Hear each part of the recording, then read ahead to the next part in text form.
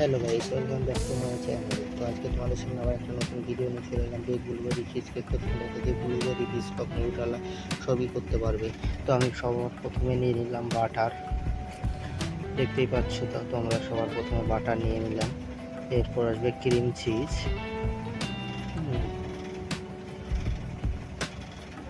এটা হচ্ছে cream cheese.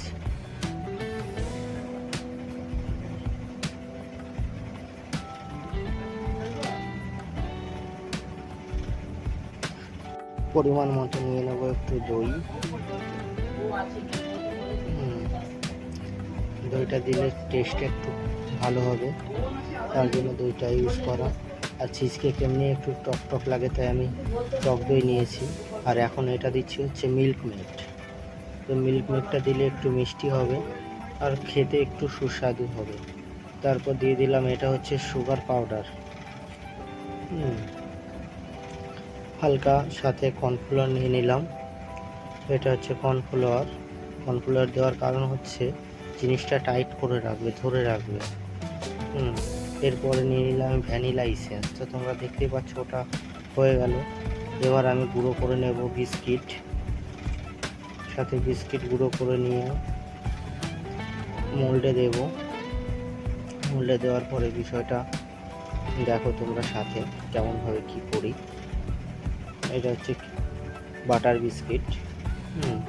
Butter বিস্কিটের সাথেও আমি হালকা বাটার মেল্ট করে মিশিয়ে নিয়েছিলাম।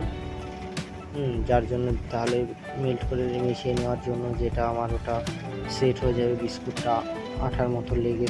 এবার আমি যেটা করব, সবগুলো মিশ্রণ একসাথে মিক্স করে নেব ভালো করে হ্যান্ড মিক্সারে। তো তোমরা দেখো আমি কিভাবে মিক্স করে নিচ্ছি। এভাবে ঠিক 2-3 মিনিট মিক্স করে নিতে হবে। তো আমি ভালো করে মিক্স করে নিচ্ছি। তো মিক্স করতে করতে দেখো গাইস, আমার ইলেকট্রিক বোর্ডটা একটু খারাপ হয়ে গেছে, এখন মিস্ত্রি আসেনি, তাই আমি এক হাতে ধরে বিট করছি খুব অসুবিধার ভেতরে। তো যাই হোক, আমার মিশ্রণটা বিট হয়ে গেল। তো এবার আমি মোল্ডে দিয়ে দিচ্ছি। মোল্ডে দেওয়ার পরে আমি বেক করতে বসাবো। তো তোমরা দেখতে থাকো, সাথে থাকো, আমার চ্যানেলটি ফলো করে দাও অ্যান্ড সাবস্ক্রাইব করে দাও। তো সবার প্রথমে আমি একটা ট্রে নিলাম, ট্রের ভেতরে হালকা জল দিয়ে দিলাম। জল দেওয়ার পরে বেক চিজটা হালকাভাবে বসিয়ে দেবো। যাতে এমনভাবে বসাতে হবে যাতে ওটা নড়াচড়া না করে, খুব সুন্দরভাবে বসাতে হবে। এরপরে আমি কি করলাম, ওভেনে দিয়ে দিলাম 180 ডিগ্রি হিটে। 180 ডিগ্রি হিট দিয়ে 1 ঘন্টা হিটে বসিয়ে দিলাম। তো গাইস দেখতেই পাচ্ছ এখনও চলছে, বেকিং হচ্ছে, খুব সুন্দর হয়ে গেছে। তো গাইস 1 ঘন্টা ছিল, তোমরা সবাই দেখতেই পাচ্ছ, এখন টাইম হয়ে গেছে। তো আমি দেখছি কেকটা ঠিক হয়েছে কি না। হ্যাঁ, ঠিক হয়ে গেছে।